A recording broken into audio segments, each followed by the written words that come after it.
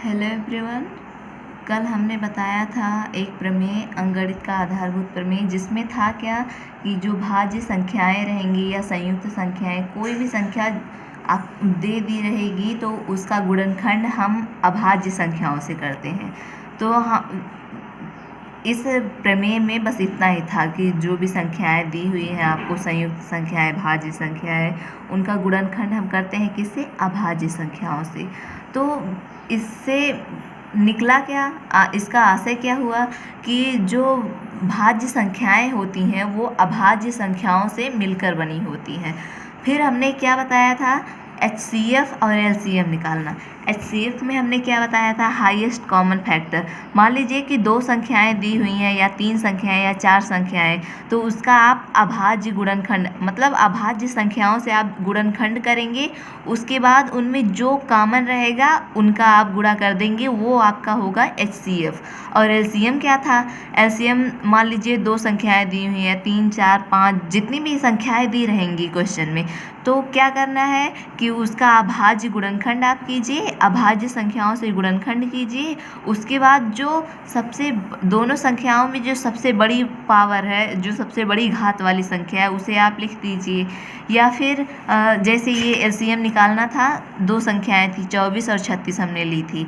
तो 24 का आया था 2 गुणे 2 गुणे 2 गुणे 3, यानी 2 के घाते 3 गुणे 3।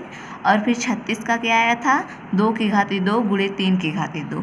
अब हम जब LCM निकालना था तो हमने बताया था, या तो आप क्या कीजिए, जो जो कॉमन है पहले उसको उतार लीजिए, उसका गुणा कर दीजिए। जैसे इसको किया आपने, इसको किया, यानी 2 बार 2 कॉमन है तो 2 का स्क्वायर।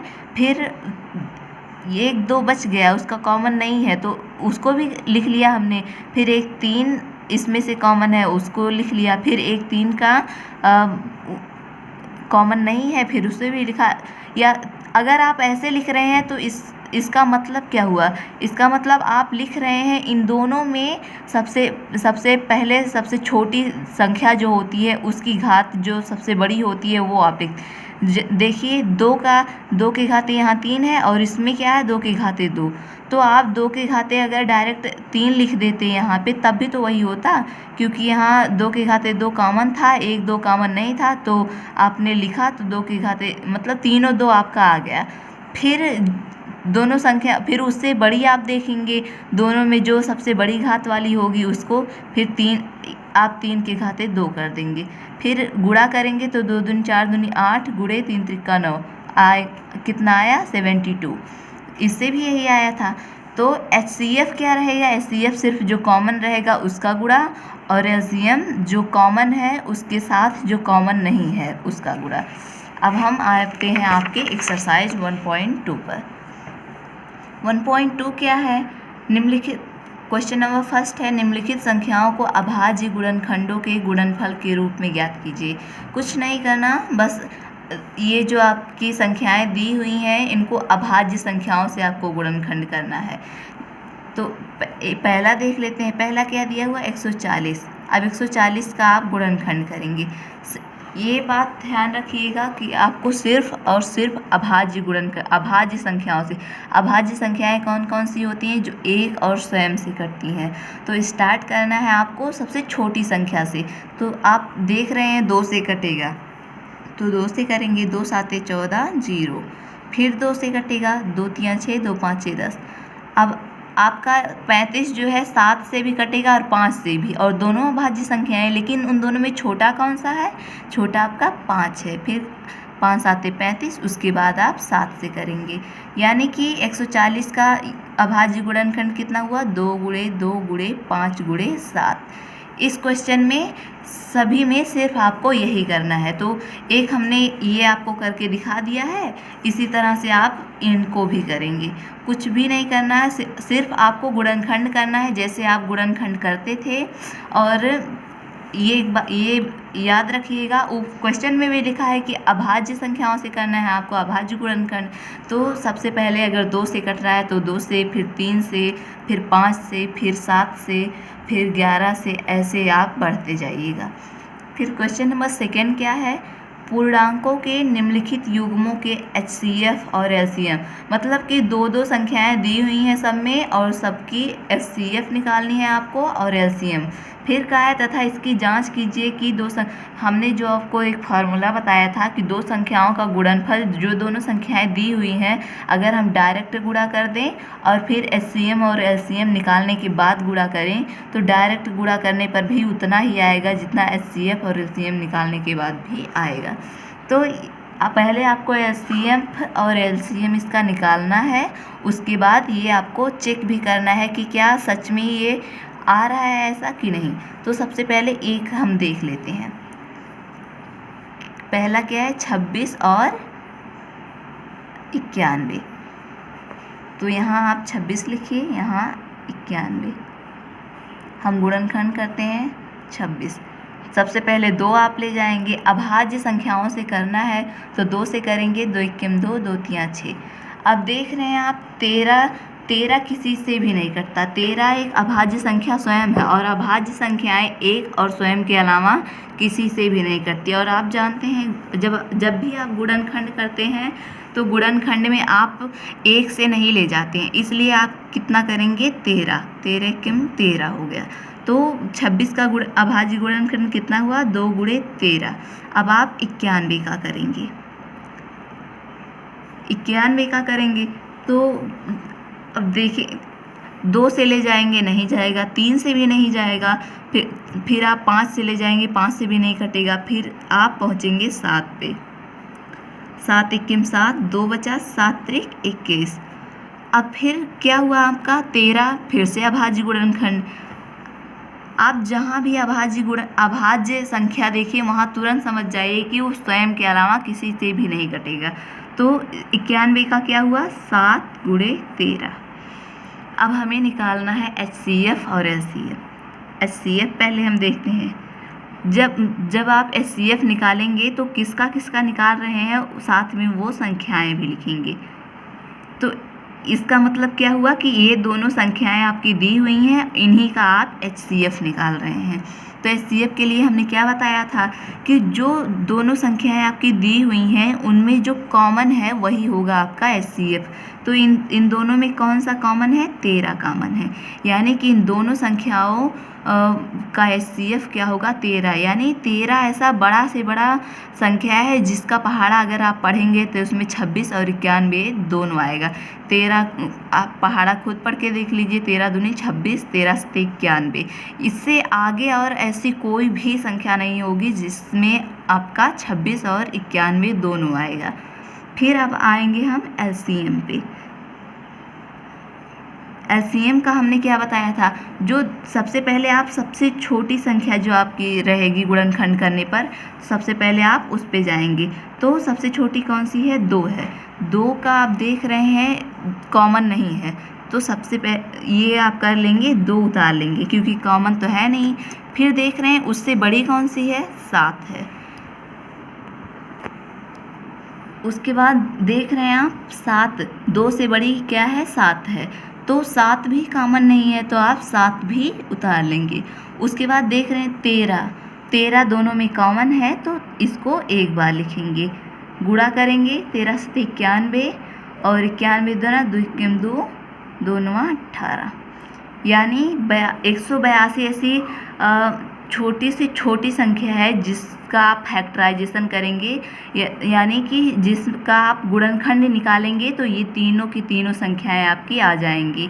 तो और इससे और भी कई बड़ी से बड़ी संख्याएं होंगी, लेकिन ये उसमें सबसे छोटा है जिसका आप गुणनखंड करेंगे तो ये तीनों संख्याएं आ जाएंगी। तो इसी अब HCF LCM हमने निकाल लिया। उसके बाद इसने क्या कहा था कि आप HCF और LCM तो निकाल लिए लेकिन जांच भी करना है कि क्या ये जो दोनों संख्याएं आपकी 26 और 91 दी हुई है इनका हम डायरेक्ट गुणा करें और जितना आता है उतना और हम HCF और LCM का गुणा करें, वो दोनों क्या बराबर आएंगे। तो हम देख लेते हैं। तो सबसे पहले आप लिखेंगे दो संख्याओं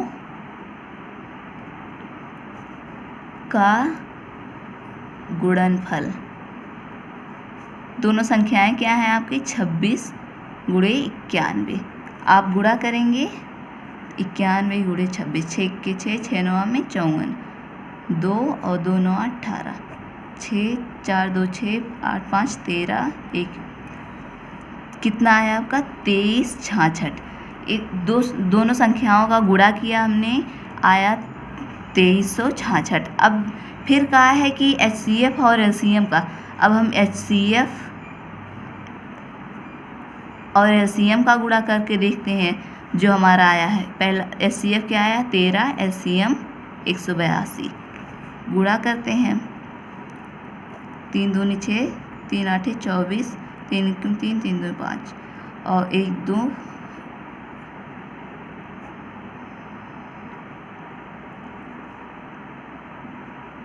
यानी कि दोनों बराबर आ गया। जो संख्याएं दी हुई थी उनका हमने गुणा किया तो इतना आया था। फिर HCF LCM निकालने के बाद भी हमने गुणा किया तब भी इतना ही आया। यानी कि हमारा ये जो हमने लगाया है वो आपका सही आया है। तो ऐसे ही दो इसमें आपके हैं, तो ये दोनों आप इसी तरह से सेम लगाइएगा। फिर हम आते हैं क्वेश्चन नंबर 3 पर। क्वेश्चन नंबर 3 क्या कहा है, अभाज्य गुणनखंड विधि द्वारा। अभी जैसे आपने किया अभाज्य संख्याओं से आपको गुणनखंड करना है, विधि द्वारा निम्नलिखित पूर्णांकों के HCF सेम यही है, बस इसमें 2 दिया था और इसमें 3। इसमें जांच करने को भी दिया था, इसमें आपको जांच नहीं करना है, बस HCF और LCM डायरेक्ट निकालना है। तो हम एक देख लेते हैं इसमें भी, उसके बाद ये 2 जो बचेंगे वो आप खुद कीजिएगा। पहला क्या है 12, 15 और 21। तो हम पहले गुणनखंड कर लेते हैं। 2 से करेंगे, 2 6 12, 2 3 6, फिर 3। देख रहे हैं हमने जिससे भी किया है ये सभी अभाज्य संख्याएं हैं। 2 भी अभाज्य है, 3 भी अभाज्य है। फिर 15 का करते हैं। 15 2 से जाएगा नहीं तो हम उससे आगे आएंगे 3 पे। 3 से जाएगा 5 और ये 3 भी अभाज्य है और 5 भी अभाज्य है। फिर 21, ये भी 2 से नहीं जाएगा, फिर हम आएंगे 3 पे। 3 7 21 और 7 तो खुद एक अभाज्य संख्या है तो ये डायरेक्ट। अब हम सबका ये लिख लेंगे। 12 का आपका कितना आया 2 गुणे 2 गुणे 3। 15 का 3 गुणे 5। 21 का 3 गुणे 7। अब हम इसका HCF और LCM निकालेंगे। HCF पहले देखते हैं 12, 15 और 21 का। तो HCF जो तीनों में कॉमन होता है वही हम लेते हैं। तो तीनों में कॉमन कौन सा है, सिर्फ 3 है आपका कॉमन, यानी HCF इसका कितना हुआ 3। फिर LCM 12, 15 और 21। अब देखिए सबसे पहले तो सबसे छोटी संख्या, सबसे छोटी जो है 2 है आपका, और यहाँ 2 गुणे 2 यानी 2 के घाते 2 यानी 4। और इसमें देख रहे हैं 2 और इन दोनों संख्याओं में कहीं नहीं है। तो जो कॉमन नहीं होता है हम LCM में उसको भी लिखते हैं। तो 2 गुणे 2 सबसे पहले यहाँ लिख लेंगे हम। उसके बाद उससे बड़ी कौन सी है 3 है। 3 देख रहे हैं तीनों में कॉमन है तो इसको क्या एक बार लिखेंगे। फिर हम आते हैं 5 पे। फिर 5 देख रहे हैं किसी में कॉमन नहीं है, सिर्फ इसमें है, तो इसको भी ऐसे लिख लेंगे। 5 लिख लिया। उसके बाद आया आपका कितना 7। 7 भी कॉमन नहीं है तो इसे भी हम ऐसे ही लिख लेंगे। फिर आप गुणा इसका कर देंगे, 2 दूनी 4 और 4 3 12, 12 5 60 और 60 7 0 0 और 7 6 42, 420। यानी कि LCM 12, 15 और 21 का LCM आपको कितना आया 420 और HCF 3। बस इतना ही करना है आपको। ये जो दोनों और दी हुई हैं ये आपको खुद करना है। ये जो सेकंड वाला दिया हुआ है आप देख रहे हैं ये 17 जो है 17 एक अभाज्य संख्या है। आप ये एक और स्वयं के अलावा किसी और से नहीं कटेगा। तो 17, 23 और 29 ये तीनों अभाज्य संख्याएं दी हुई हैं, इनका गुणनखंड भी यही होगा 17, 23 और 29। और इस HCF निकालेंगे, LCM आप निकालेंगे। HCF में इसमें तो कोई कॉमन नहीं होगा तो आप 0 लिख देंगे और उसके बाद फिर LCM आप करेंगे तो एलसीएम में कॉमन नहीं होता, उसके बाद फिर भी हम करते हैं तो आप गुणा कर देंगे तो वही होगा आपका एलसीएम। फिर हम आते हैं क्वेश्चन नंबर 4 पे। क्वेश्चन नंबर 4 क्या है, HCF इतना आपका 9 दिया हुआ है, एलसीएम आपको निकालना है। तो HCF किसका दिया हुआ है, इन दो संख्याओं का HCF आपको दिया है और एलसीएम भी इन्हीं दो संख्याओं का निकालना है। यानी दोनों संख्याएं आपकी कौन सी दी हुई हैं, ये 306 और 657 और HCF आपका 9 दिया हुआ है। तो सिंपल सा है, आप फॉर्मूला लगा दीजिए, दो संख्याओं का गुणनफल बराबर HCF गुणे LCM। दो संख्याएं कौन कौन सी दी हैं, 306 गुणे 657। HCF कितना है, 9 गुणे LCM। LCM आपको निकालना है तो आप 9 को इधर पक्षांतर कर देंगे। LCM बराबर यहाँ गुणा कर रहा है तो नीचे आएगा, ये क्या हो जाएगा, भाग करेगा। 306 गुणे 657 बटे 9, 9 से काट दीजिए, 9 त्रिक 27 और 3 9 चौक 36। LCM कितना है आपका, 34 गुणे 657। ये आप गुणा कर लीजिएगा, जो भी आएगा वही आपका हुआ LCM। तो हम आज 4 ही क्वेश्चन देखते हैं जो हमने आपको और दिया है होमवर्क, वो आप कीजिएगा, जो नहीं आएगा पूछिएगा। तो आज के लिए बस इतना ही। Thank you.